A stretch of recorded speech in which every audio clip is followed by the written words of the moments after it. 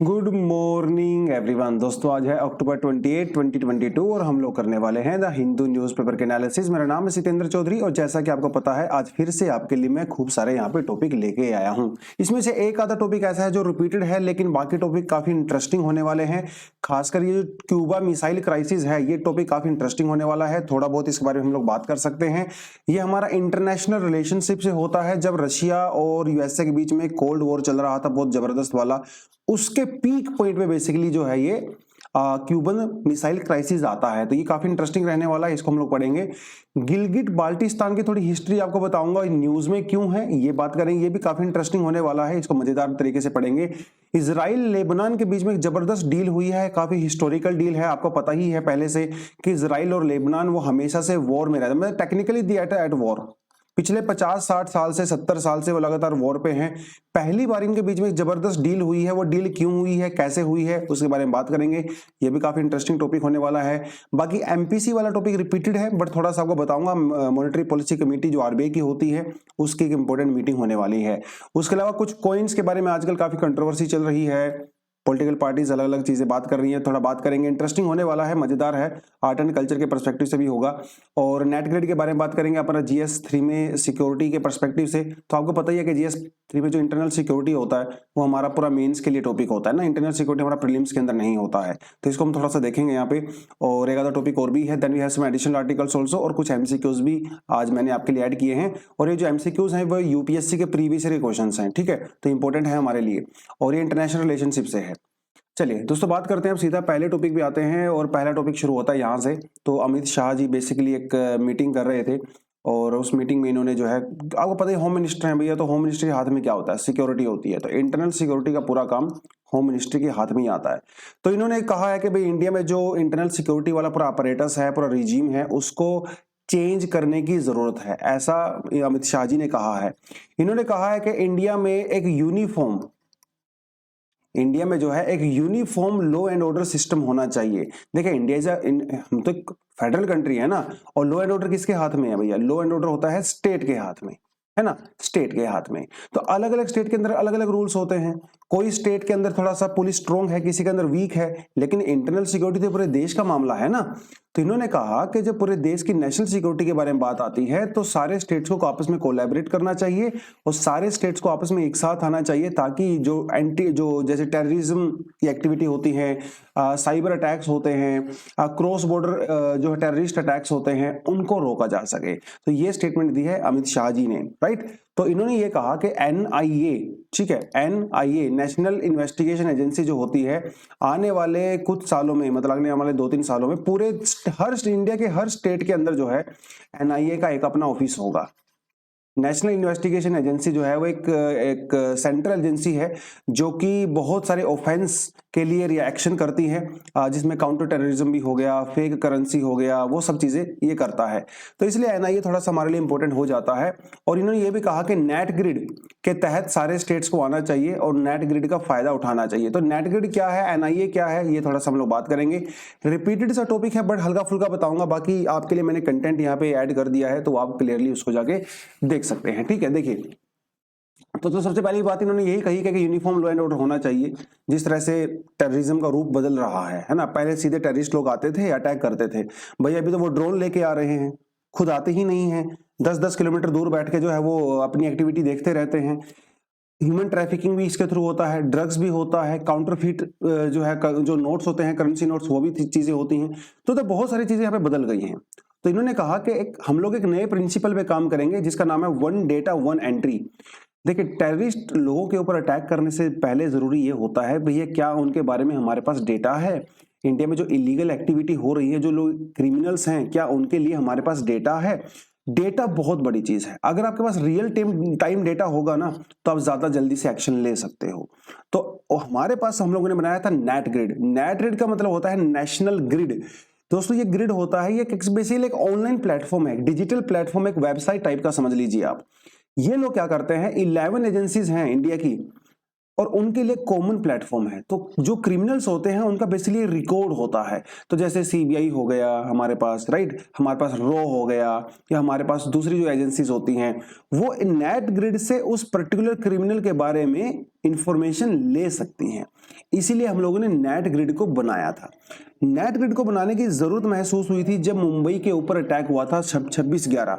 उसके बाद हम लोगों ने बेसिकली नेट ग्रिड को बनाया था। थोड़ा ध्यान देना आपने, ठीक है, एक एक डिटेल्स यहाँ पे इंपॉर्टेंट है। तो ये एक आईटी प्लेटफॉर्म है, बेसिकली एक तरह का इंफॉर्मेशन टेक्नोलॉजी वाला प्लेटफॉर्म है।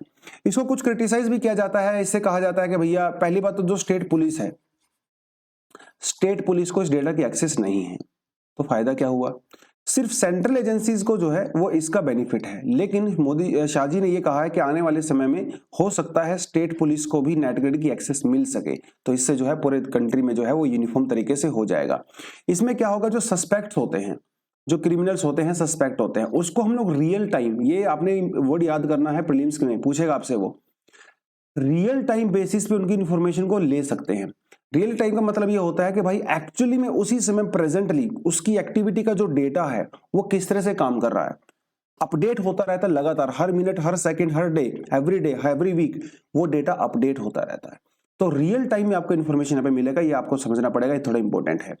और जैसे आजकल हम लोग बात करते हैं immigration, banking, individual tax payers, है ना, बहुत सारी चीजें जो यहाँ पे होती हैं, क्योंकि कोई भी क्रिमिनल होता है उसकी बैंकिंग एक्टिविटीज करना, वो कहाँ से आ रहा है, कहाँ पे जा रहा है ना, उसने कितना टैक्स पे किया है कि नहीं किया है, उसकी ट्रैवल जो डिटेल्स वगैरह होती हैं, वो सब जो है रियल टाइम डेटा में नेट ग्रिड के ऊपर अपडेट होता रहता है। और जो एजेंसीज हमारी होती हैं वो उसको एक्सेस कर सकती हैं जब उनको लगता है कि उसकी उनको रिक्वायरमेंट है।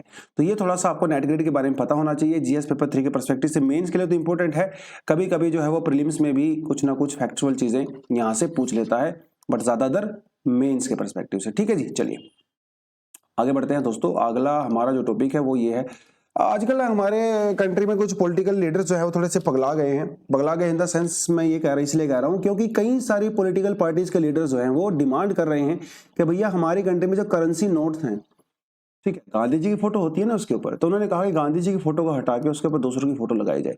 मतलब गांधी जी की भी रहेगी, लेकिन उन्होंने कहा कि साथ के साथ आप अम्बेडकर की लगाइए। कोई लोग कह रहे हैं कि अम्बेडकर जी की लगा दीजिए, कोई कह रहे हैं भगत सिंह की लगा दीजिए, ठीक है, कोई कह रहे हैं भाई आप नेहरू जी की लगा दीजिए, कोई कह रहे हैं कि इंदिरा गांधी जी की लगा दीजिए, कोई कह रहे हैं अटल बिहारी वाजपेयी की लगा दीजिए। इन सबसे आगे बढ़ के एक हमारे जो चीफ मिनिस्टर, दिल्ली के चीफ मिनिस्टर हैं केजरीवाल जी, इन्होंने कहा कि सब छोड़ो, आप क्या करो, उसके ऊपर गणेश जी की मूर्ति लगाइए, लक्ष्मी जी की मूर्ति लगाइए, क्योंकि ये भैया लक्ष्मी ही तो है पैसा, तो लक्ष्मी जी की मूर्ति लगाओगे तो भैया इकोनॉमी ग्रो करेगा, ऐसा उन्होंने कहा है। तो ये डिबेट जब चल रही थी, उसी डिबेट में जो है एक थोड़ा सा हिस्टोरिकल आर्टिकल आज आया है। अच्छा है, आर्ट एंड कल्चर वाले पर्सपेक्टिव से, हिस्टोरिकल पर्सपेक्टिव से कर सकते हैं। ये जो भगवानों की मूर्तियां लगाने, देखिए राजा महाराजाओं की मूर्तियां तो हमेशा से लगती ही रही हैं कोइंस के ऊपर। जो भी राजा आता था अपनी मूर्ति लगा देता था पिछले राजा की मूर्ति को हटा के। और बहुत सारे राजा ऐसा भी होते थे, किंग्स ऐसे होते थे जो अपने जो उनके देवता होते हैं, अपनी देवी देवता होते हैं, उनकी मूर्ति भी लगाते थे। हिस्टोरिकली ये कोई नई बात नहीं है। प्रेजेंट कॉन्टेक्स्ट में जब हम लोग डेमोक्रेसी की बात करते हैं, सेकुलरिज्म की बात करते हैं, है ना, उस सिचुएशन में ये चीजें हम लोग को देखने को नहीं मिलती हैं एज सच। ठीक है, हाँ कुछ कंट्रीज में होता होगा, बट इंडिया में ऐसा नहीं है। इंडिया में तो इन्होंने कुछ कहा है यहाँ पे, देखिए कुषाण, एक कुषाण जो किंग थे, जो वो इंडिया में आए थे भैया, सेंट्रल एशिया से आए थे, कनिष्क जिनका नाम है, वो भी एक कुषाण लिटरी हुआ करते, किंग हुआ करते थे। 3rd सेंचुरी एडी में उन्होंने इंडिया में रूल किया था। और वो इंडिया में कहा जाता है कि वो पहले ऐसे किंग थे, इंडिया में पहले ऐसे किंग थे जिन्होंने अपनी करेंसीज के ऊपर, कॉइन्स के ऊपर गॉडेस लक्ष्मी को उन्होंने इमेज को यूज किया था। सिर्फ इतना ही नहीं, आर्डोस चोसो, देखो ये आपने नाम याद रखना है, ARDOCHSHO, ये भी एक ईरानियन गॉडेस ऑफ वेल्थ हैं। मतलब जैसे लक्ष्मी इंडिया में है, वैसे भैया ईरान की गॉडेस हैं। ठीक है, आर्डोस चो, तो ये उनकी मूर्तियां भी उन्होंने बनाई थी, ध्यान देना है, एक तो ईरान की और एक इंडिया की। ठीक है, उसके अलावा इतना ही नहीं, उन्होंने शिवा, जिसे जो है ओइशो कहा गया था उस टाइम पे, ठीक है, ईरानियन भाषा में, शिवा की मूर्ति भी लगाई थी। मून डेटी, ईरानियन डेटी है मून डेटी, जिसका नाम है मिरो, उनकी इमेज भी उन्होंने लगाई। इतना ही नहीं, बुद्धा की इमेज भी उन्होंने अपने कॉइन पे लगाई है। तो उन्हें ध्यान देना है, वो पूछेगा आपसे विच of the following statement is correct about the Kushan Kings, तो पूछेंगे आपसे दे वर द फर्स्ट, ठीक है, जिन्होंने डिपिक्ट किया था लक्ष्मी जी को, फिर वो इरानियन गॉड का नाम भी देंगे, शिवा का नाम भी देंगे, मीरो का नाम भी देंगे, बुद्धा का नाम भी देंगे। ऐसे ही प्रीलिम्स में सवाल पूछे जाते हैं। 100% यहाँ से क्वेश्चन आने वाला है, तो ये आपने थोड़ा ध्यान देना है। तो इसी इंफॉर्मेशन को थोड़ा और आगे बढ़ाते हैं। तो कुषाण किंग के अलावा विजयनगर जो किंग हैं, उन्होंने भी विजयनगर बहामनी जो किंग है, उन्होंने भी अपने कॉइन्स के ऊपर हिंदू देवी देवताओं की मूर्ति लगाई है। एक किंग हुआ करते थे हरिहरा, जिनका नाम था। उन्होंने रूल किया था इंडिया को, मतलब अपने पर्टिकुलर टेरिटरी को 1377 से लेके 1404 तक। इन्होंने जो है ब्रह्मा, सरस्वती, विष्णु और लक्ष्मी, शिवा और पार्वती, कपल्स है ना, तो हस्बैंड वाइफ हैं, तो ब्रह्मा, सरस्वती, विष्णु और लक्ष्मी और शिवा और पार्वती की मूर्तियां भी मतलब इमेजेस भी अपने कॉइन्स के ऊपर लगाई हैं। It is very interesting. One more thing which is very interesting, वो ये है कि जब मोहम्मद बिन साम बोलते हैं वैसे इनको, मोहम्मद बिन साम, जिनको मोहम्मद गोरी भी कहा जाता है, तो जब इन्होंने पृथ्वीराज चौहान के साथ लड़ाई किया तो सेकंड बैटल ऑफ टराइन में उनकी डेथ हो गई थी, पृथ्वीराज चौहान जी की। उनकी डेथ से पहले पृथ्वीराज चौहान जब रूल किया करते थे दिल्ली के ऊपर, तो उनके जो कॉइन्स थे, उन कॉइन्स के ऊपर पृथ्वीराज चौहान की मूर्ति हुआ करती थी, और साथ के साथ जो है लक्ष्मी जी की भी हुआ करती थी, कुछ कॉइन्स के ऊपर, हर कॉइन के ऊपर नहीं, कुछ कॉइन्स के ऊपर। तो जब मोहम्मद बिन गोरी ने पृथ्वीराज चौहान जी को हरा दिया, उस समय क्या हुआ, वो जो कॉइन्स थे पुराने वाले वो कंटिन्यू रहे कुछ समय तक।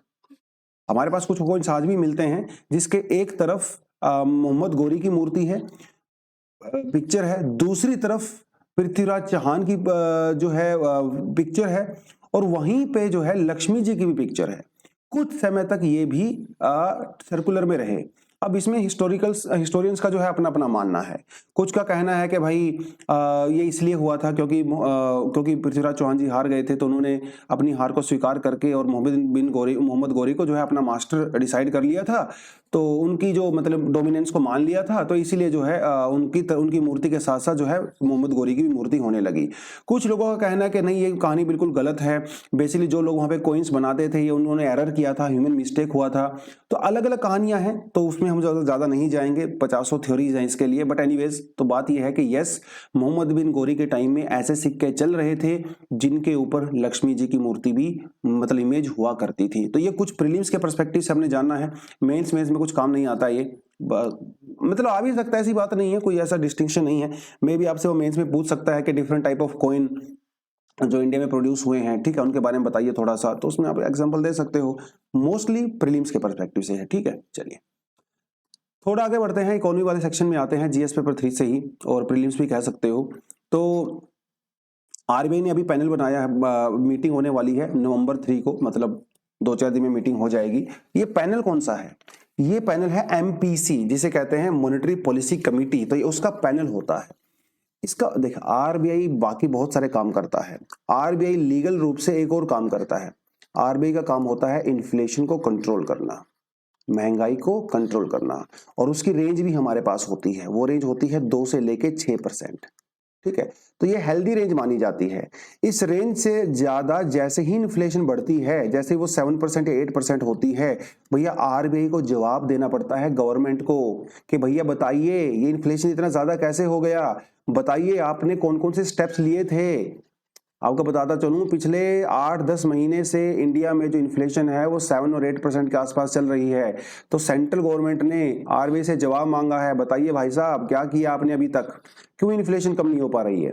हालांकि इन्फ्लेशन कंट्रोल करने में गवर्नमेंट का रोल भी काफी इंपॉर्टेंट होता है, बट आरबीआई का रोल भी यहाँ पे इंपॉर्टेंट होता है। तो सरकार ने जो क्वेश्चन पूछे हैं आरबीआई से इन्फ्लेशन के बारे में, उनका जवाब तैयार करने के लिए आरबीआई ने अपनी मॉनेटरी पॉलिसी कमेटी की अभी मीटिंग बुलाई है। तो ये है पूरे का पूरा मामला। मॉनेटरी पॉलिसी कमेटी क्या होती है, ये हम लोग पहले कई बार कर चुके हैं, दोबारा से आपको हल्का सा बता देता हूं। ये टॉपिक आपको जरूर पढ़ना है, प्रीलिम्स के हिसाब से काफी इंपॉर्टेंट होता है ये टॉपिक, क्योंकि ये काफी न्यूज में रहता है, और आजकल जिस तरह से इन्फ्लेशन के बारे में, इकोनॉमी के बारे में हम लोग बात करते हैं, तो काफी इंपॉर्टेंट हो जाता है। मॉनेटरी पॉलिसी कमेटी जब दोस्तों बनाई गई थी ना, हमेशा से नहीं थी।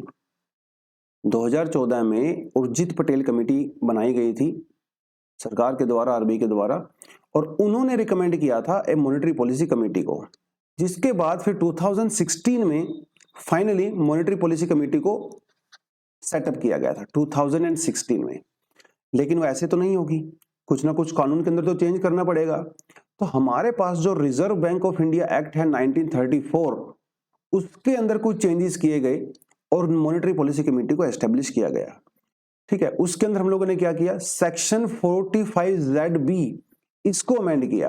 ये थोड़ा आपने ध्यान देना है, प्रीलिम्स में कई बार पूछ लेता है इस तरह की चीजें। और ये मॉनेटरी पॉलिसी कमेटी क्या होते हैं, इसके अंदर जो है 6 मेंबर होते हैं और जिनके जो चेयरपर्सन होते हैं वो भैया आरबीआई के गवर्नर होते हैं ऑफ कोर्स। और इनका जो टारगेट है 4% वाला इन्फ्लेशन वाला +-2 उसको ये लोग मेंटेन करते हैं। मेंबर के बारे में हल्का फुल्का आपको बताता चलूं, आरबीआई के गवर्नर एक्स ऑफिशियल चेयरपर्सन होते हैं, उसके बाद डेप्यूटी गवर्नर होते हैं मॉनेटरी पॉलिसी कमेटी के, और ऑफिसर होते हैं कुछ जो कि सरकार के द्वारा नॉमिनेटेड होते हैं, और 3 लोग जो है वो मतलब सरकार के द्वारा नॉमिनेटेड होते हैं। बाकी एक सेंट्रल बोर्ड के मेंबर भी होते हैं जो कि आरबीआई के द्वारा ही, सेंट्रल बोर्ड के द्वारा बेसिकली नॉमिनेट किए जाते हैं। तो ये थोड़ा सा आपको मेंबर एमपीसी के बारे में पता होना चाहिए। ज्यादा डिटेल आपको जाननी है तो डेफिनेटली गूगल की आप हमेशा हेल्प ले सकते हो, कोई ऑथेंटिक सी वेबसाइट पे जाके आप जो है कर सकते हो। आरबीआई की वेबसाइट पे खुद जाइए, एमपीसी के बारे में थोड़ा सा पढ़िए, पूछ सकता है एग्जाम में आपसे वो। चलिए थोड़ा आगे बढ़ते हैं, मजेदार टॉपिक है।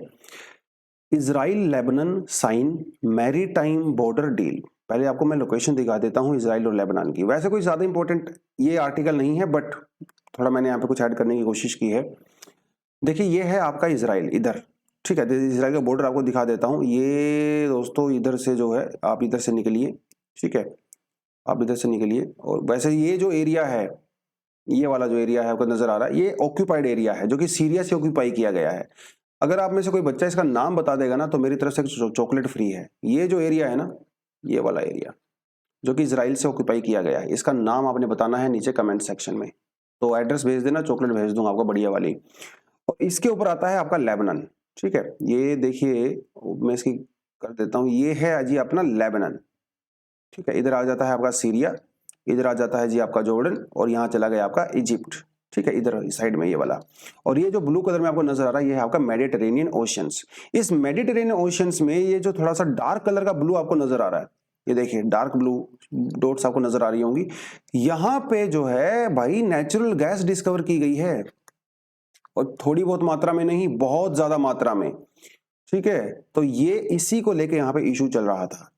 लेबनान, इजराइल, इजिप्ट, सीरिया, ये जितनी भी यहाँ पे कंट्रीज हैं उन सबका इजराइल के साथ हमेशा ही लड़ाई झगड़ा चलता रहता है, और ये कंटिन्यूस चल रहा है, बहुत सालों से चल रहा है जब से इजराइल बना है। क्योंकि ये जो जितनी भी दूसरी कंट्री अरब कंट्रीज है ना, they actually do not recognise Israel as a particular nation, क्योंकि पैलेस्टाइन की बात करते हैं, राइट। तो लेबनान के साथ भी इनका इशू चल रहा है हमेशा से, बट लेबनान के अंदर बहुत भयंकर वाला इकोनॉमिक क्राइसिस चल रहा है। देखिए रिलीजन, जियोपॉलिटिक्स वो सब अपनी जगह है, सबसे बड़ा रुपया है कि नहीं, बाप बड़ा ना भैया, सबसे बड़ा रुपया। तो भाई जब हालांकि लेबनान बहुत भयंकर तरीके से इजराइल को अपोज करता है और उनके बीच में लड़ाइयां भी बहुत सारी हो चुकी हैं, लेकिन जब पैसे की बात आती है ना भाई, दोस्त दोस्त आपस में हाथ मिला लेते हैं। तो लेबनान की चल रहा है इकोनॉमिक क्राइसिस, इजराइल का तो कोई इकोनॉमिक क्राइसिस है नहीं। इजराइल के पास है टेक्नोलॉजी, इजराइल को चाहिए पैसा। तो अमेरिका ने क्या किया, दोनों के बीच में डील करवाई।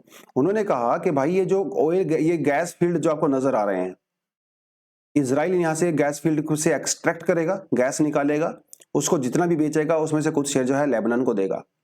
लेबनान वाले भी खुश हैं। अब आप सोच रहे होंगे सर लेबनान ने ये पहले क्यों नहीं किया, अभी क्यों किया? इसके पीछे कुछ रीजंस हैं। लेबनान के अंदर एक ग्रुप है, कुछ लोग उसको टेररिस्ट ग्रुप बोलते हैं, कुछ पॉलिटिकल ग्रुप बोलते हैं, उसमें हम लोग ज्यादा नहीं जाएंगे, जिसका नाम है हिजबुल्ला सॉरी, उसका नाम है हिजबुल्ला। हिजबुल्ला ने यह कहा था, अभी भी कहता है, कि अगर इजराइल ने अपनी मर्जी से गैस फील्ड से गैस निकालने की कोशिश की तो वो इजराइल के ऊपर अटैक करेंगे। तो जिस वजह से इजराइल थोड़ा सा पीछे हटा हुआ था, क्योंकि इनमें से बहुत सारे जो गैस फील्ड है वो लेबनान की टेरिटरी के अंदर आते हैं। लेकिन यूएसए ने भी डील करवाया। आप सोच रहे हो डील क्यों करवाया? डील करवाया भैया रशिया यूक्रेन की वजह से, है ना। अब रशिया से तो गैस आ नहीं रही है यूरोप के अंदर, तो अगर इनको एक्सट्रैक्ट किया जाएगा तो इजराइल से यूरोप के अंदर गैस जा सकती है। तो बेसिकली पूरा मामला वो गैस को लेके ही हो रहा है, नेचुरल गैस को लेके हो रहा है, राइट। ये है पूरे का पूरा मामला। अब आपको यहां से क्या जानना है प्रीलिम्स के लिए, बहुत सारी चीजें हैं जानने के लिए। पहली बात तो इस तरह से जो चीजें टॉपिक होते हैं वहां पे मैप बेस्ड क्वेश्चन आपसे पूछे जाते हैं, ठीक है। कोई लोकेशन का नाम आपसे पूछेगा, वो बोलेगा कहां पे है। तो ये जो दो गैस फील्ड आपको यहाँ पे ध्यान देना है, एक का नाम है करीश और एक का नाम है काना, ठीक है। ये आपको ध्यान देना है। वो पूछेगा आपसे रिसेंटली करीश वाज रिसेंटली न्यूज, तो ये कहां पे पड़ता है? ये पड़ता है मेडिटेरेनियन ओशन में, ठीक है, काना भी पड़ता है मेडिटेरेनियन ओशन में, तो ये बड़े इंपॉर्टेंट ही गैस फील्ड होने वाले हैं। अब इसी एरिया देखिए, जो हम लोग जब यूपीएससी की बात करते हैं, प्रीलिम्स की बात करते हैं, तो यूपीएससी के कई सारे फेवरेट एरिया हैं। मेडिटेरेनियन ओशन, इसके आसपास का जो एरिया होता है, Black Sea, Caspian Sea, Aral Sea, Aegean Sea, South China Sea, Indian Ocean, Middle East, Red Sea and all that, वो काफी इंपॉर्टेंट फेवरेट एरिया होता है यूपीएससी का, और यहाँ से बार बार सवाल पूछे भी गए हैं। 2 क्वेश्चन मैं आपके लिए यहाँ पे लेके आया हूँ, आप थोड़ा सा इसको पढ़िए, कमेंट सेक्शन में बताइए, बाकी कल इसका आंसर दूंगा मैं। 2019 में और 2017 में क्वेश्चन पूछे गए हैं मैप बेस्ड। तो एक तो आपको देखें यहाँ पे सी पूछा गया उसने, ठीक है, तो आपको सीधा मैच द फॉलोइंग करना है, कोई कौन सा सी कहाँ कहाँ पे से जो है बिलोंग करता है। तो ये ब्लैक सी जो है क्रोशिया, ठीक है, Croatia, Caspian Sea Kazakhstan, Mediterranean Sea Morocco, Red Sea Syria, Adriatic Sea अर्डेनिया। ये आपको बताना है which of the following pairs are correctly matched. Option आपके सामने है, आप नेटरल्स को ओपन करिए, ध्यान से देखिए और इसका आंसर फाइंड आउट करने की कोशिश करिए और नीचे कमेंट सेक्शन में बताइए। दूसरा पूछा है क्वेश्चन 2017 के अंदर, the Mediterranean Sea is a border of which of the following countries. Jordan, Iraq, Lebanon, Syria. वो तो आप क्लियरली इसमें से देख भी सकते हो मैप में, है ना, देखिए लिखा हुआ ना, तो देखिए ध्यान से, सीरिया, क्या सीरिया मेडिटेरेनियन ओशन के साथ बॉर्डर शेयर करता है? बिल्कुल करता है। क्या लेबनान करता है? बिल्कुल करता है। इजराइल करता है? जी करता है। इजिप्ट करता है? बिल्कुल करता है। जॉर्डन करता है? नहीं करता है। तो जॉर्डन जो है इस आंसर का पार्ट नहीं है, तो कमेंट सेक्शन में मुझे इसका आंसर आपके लिए चाहिए, ठीक है, तो पूछिए आप। बाकी थोड़ा कुछ आपको मैं बताता चलता हूं। देखिए ये है आपका मेडिटेरेनियन, ये है एजियन सी, तो एजियन सी के आसपास कौन कौन सी सिटीज कंट्रीज आपको पता होना चाहिए। ये आपका आ जाता है मेडिटेरेनियन सी। मेडिटेरेनियन सी कौन कौन सी कंट्री सराउंड करती है? पहले को अच्छा अफ्रीकन कंट्रीज की बात कर लेते हैं। यहाँ पे आता है मोरक्को, अल्जीरिया, ट्यूनीशिया, लीबिया और इजिप्ट। इसको याद करने का बहुत सिंपल सा तरीका होता है, MEATLE, मेटल जिसको बोलते हैं, METLE। तो ये तो आप वैसे भी इसको वेस्ट टू ईस्ट याद कर सकते हो। अगर आप यूरोपियन कंट्री को देखो तो यहाँ पे जैसे भैया जो आप इंडियन फॉरेस्ट सर्विस में जाते हो, ठीक है, अब आप अफगानिस्तान में जाना तो पसंद नहीं करोगे, सीधी सी बात है, आप तो यूरोपियन कंट्री में जाना पसंद करोगे। तो IFS ऑफिसर्स के लिए सबसे बढ़िया जो कंट्री है काम करने के लिए वो है स्पेन, फ्रांस और इटली। मतलब IFS, इटली, फ्रांस और स्पेन, याद रहेगा IFS से आप इसको याद रख सकते हो। उसके अलावा जब हम इन रीजन्स की बात करते हैं, देखिए कहाँ गए हम लोग, अपने दोबारा दूसरे मैप में जाते हैं, यहीं पे जाते हैं, ठीक है। तो ये है इधर आपका टर्की, आपका आ जाता है सीरिया, आपका आ जाता है लेबनान और आपका आ जाता है इजराइल, ठीक है। इसको आप कैसे याद कर सकते हो? इसको याद करने का सिंपल सा ट्रिक होता है, list, LIST, L for Lebanon, I for Israel, S for Syria and T for Turkey. ये कंट्रीज को सराउंड करती हैं। तो एक हो गया आपका लॉजिक हो गया मेटल, एक लॉजिक हो गया आपका IFS ऑफिसर और एक हो गया आपका लिस्ट। इतना भी याद कर लोगे ना, यहां से आप डेफिनेटली 100% अपने क्वेश्चन को आराम से हैंडल कर सकते हो। ये छोटे छोटे कंट्री को याद करने की रिक्वायरमेंट नहीं है, ठीक है, हालांकि इसका भी ट्रिक है, बट पता चले फिर ट्रिक को याद करने के लिए भी ट्रिक लगाना पड़ेगा तो उसका कोई फायदा नहीं है। तो आप कम से कम इन 30 ट्रिक को याद कर लोगे तो आपको ये क्वेश्चन आराम से आप हैंडल कर सकते हो, ठीक है, यूपीएससी वाले क्वेश्चंस। चलिए थोड़ा आगे बढ़ते हैं दोस्तों। अगला हमारे पास टॉपिक आता है जी, वो कहता है कि अभी क्या कल बहुत कुछ खास दिन हुआ था। कल ये हुआ था कि अक्टूबर 27, 1947 एक हिस्टोरिकल डे है, क्योंकि इस दिन जम्मू एंड कश्मीर के जो महाराजा थे, महाराजा हरि सिंह, उन्होंने इंडिया के साथ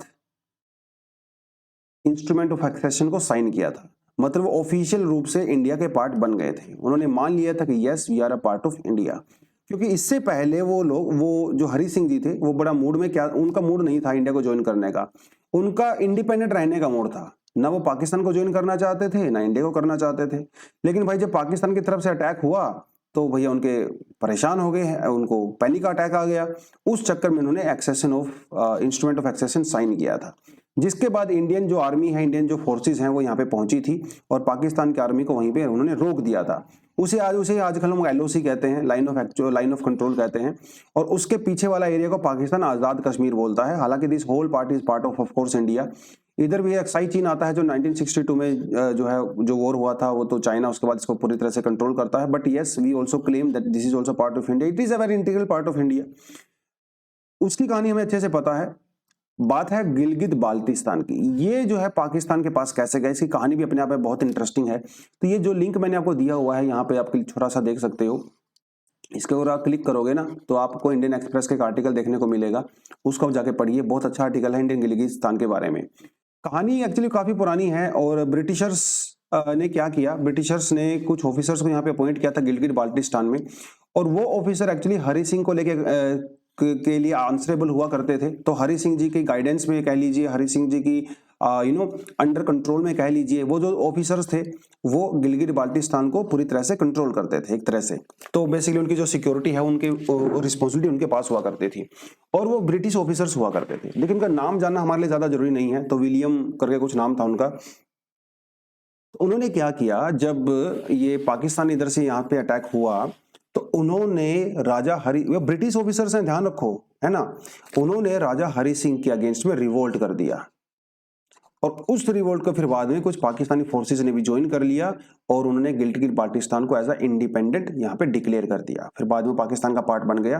तो ये थोड़ा मामला होता है, हालांकि बीच में लड़ाइयां भी हुई थी ब्रिटिश ऑफिसर्स के बीच में और इंडियन फोर्सेस के बीच में, और जो जैसे द्रास वाला एरिया है, कारगिल वाला एरिया है, वो हम लोगों ने इनसे वापस ले लिया था। हालांकि इन्होंने द्रास और कारगिल को भी कंट्रोल कर लिया था शुरुआत में, तो वो सारी की सारी चीजें हुई। फिर बाद में ब्रिटेन से हम लोगों ने अपील किया कि आपके ऑफिसर्स ने यहाँ पे क्या किया, तो ब्रिटेन ने जो है इस बात को माना नहीं, क्योंकि ये जो पूरा एरिया है वो मुस्लिम डोमिनेटेड एरिया है, और ब्रिटेन नहीं चाहता था कि इसकी वजह से जो मिडिल ईस्ट कंट्रीज हैं वो नाराज हों। तो ये मामला यहीं पे दब गया, और आज भी गिलगित बाल्टिस्तान जो है it is controlled and administered by the Pakistan, but yes this is illegally occupied, ठीक है, इलीगली ऑक्यूपाइड। तो this PoK, Pakistan occupied Kashmir is also illegally occupied, Aksai चीन इज ऑल्सो इलीगली ऑक्यूपाइड, और इसके बीच में हमारे यहाँ पे आ जाता है, क्या आता है यहाँ पे बीच में, सियाचिन ग्लेशियर, ठीक है।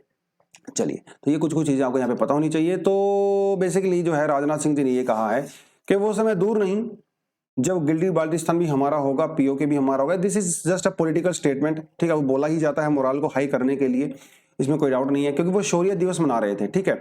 शौर्य दिवस वही दिवस होता है जब इंडियन आर्मी की फोर्सेज ने सक्सेसफुल यहाँ पे ऑपरेशन किया था और J&K के अंदर लैंड किया था। तो ये लैंड करने वाला जो है एरिया है, दिन है, डेट है, शौर्य दिवस इससे मनाया जाता है। बस ये थोड़ा थोड़ा आपको पता होना चाहिए, हल्की सी ज्योग्राफी, हल्का सा इतिहास, ठीक है।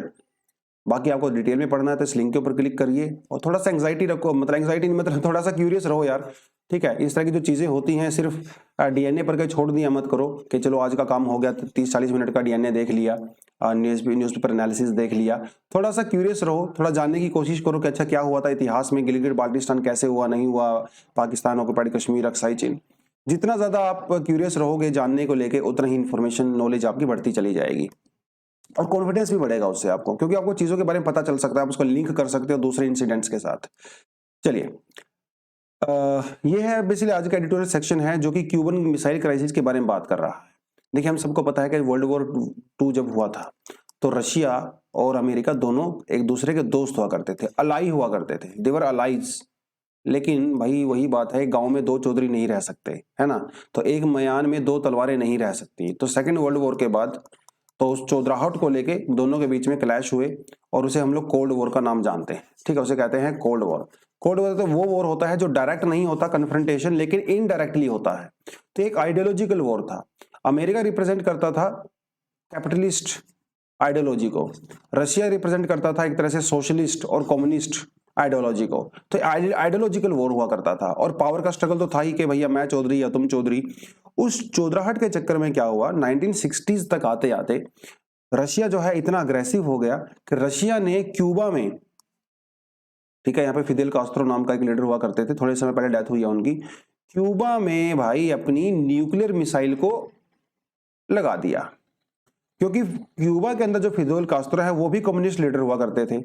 तो कम्युनिस्ट भाई भाई, तो उन्होंने यहाँ पे आके सेटअप कर दिया, और इन मिसाइल की रेंज जो है पूरे यूएसए को कवर करती है।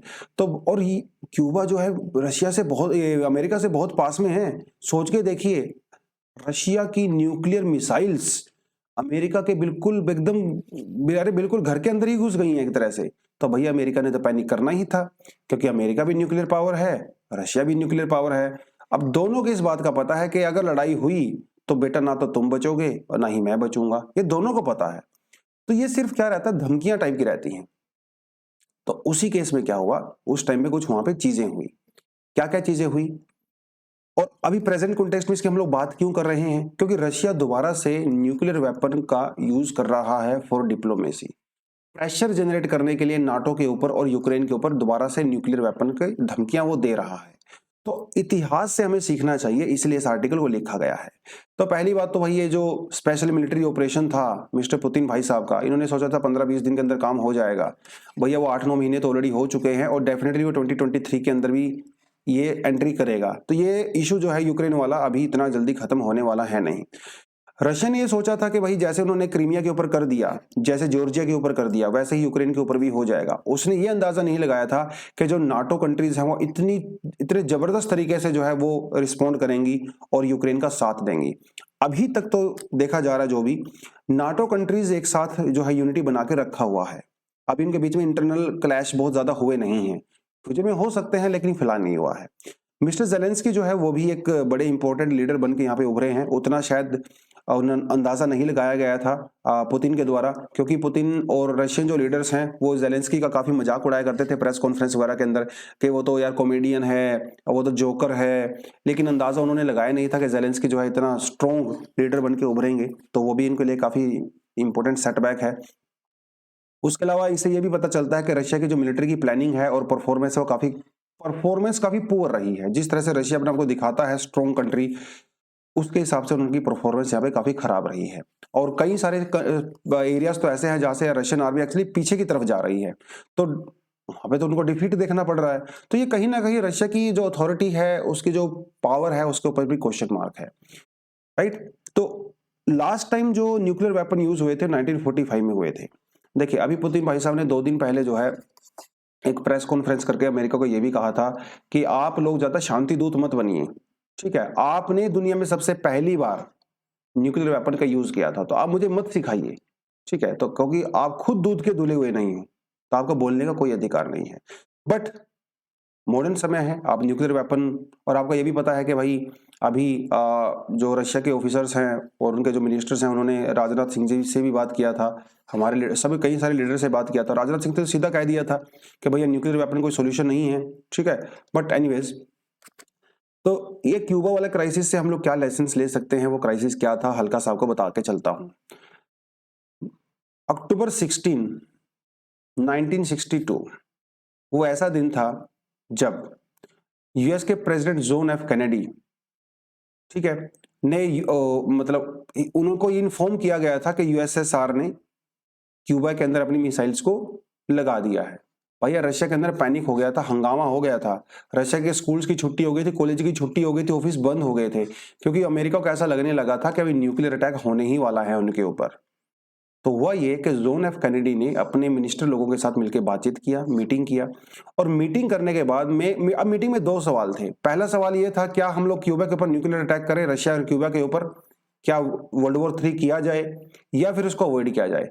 Thanks to Mister F Kennedy, उन्होंने कई सारे मिनिस्टर की बात नहीं मानी और उन्होंने फाइनली ये डिसाइड किया कि हम लोग रशिया और यूक्रेन के क्यूबा के ऊपर अटैक नहीं करेंगे।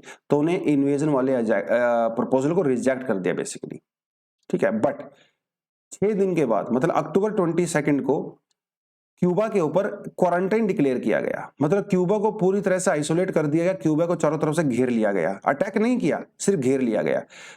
तो ये तो एक साइड हो गई। दूसरी साइड में उन्होंने क्या किया, बड़े ही स्मार्ट पॉलिटिशियन थे मिस्टर जॉन एफ कैनेडी, उनके भाई थे मिस्टर रॉबर्ट कैनेडी।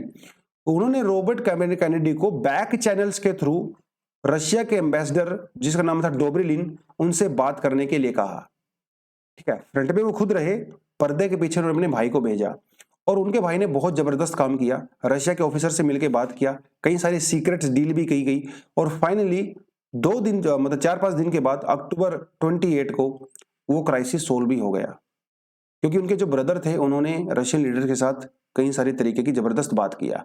तो रशिया ने यह कह दिया कि हाँ, हम लोग क्यूबा से अपनी मिसाइल को हटा देंगे, लेकिन ये सीक्रेट डील किया गया।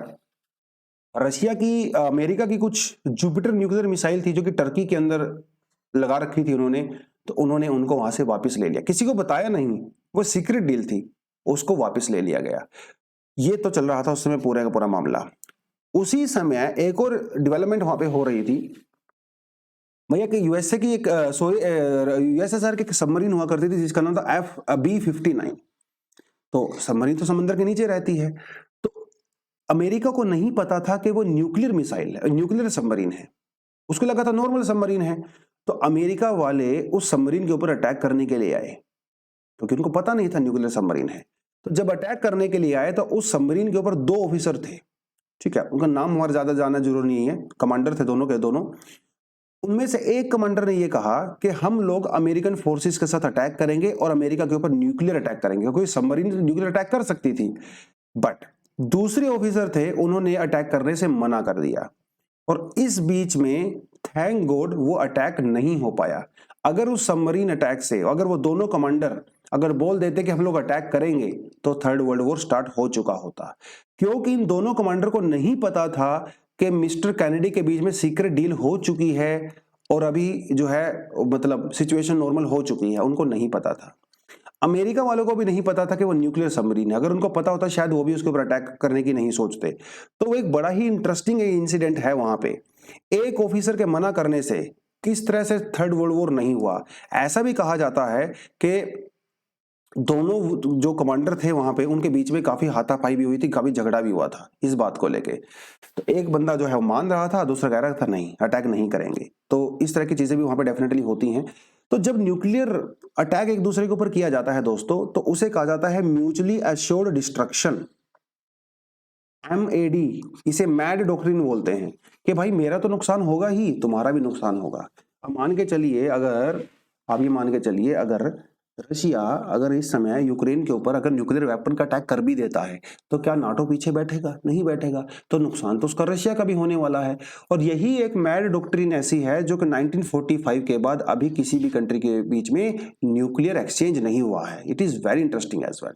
तो रशिया क्या कर रहा है अभी? रशिया तो न्यूक्लियर वेपन की धमकियां दे ही रहा है, क्या कर सकते हैं?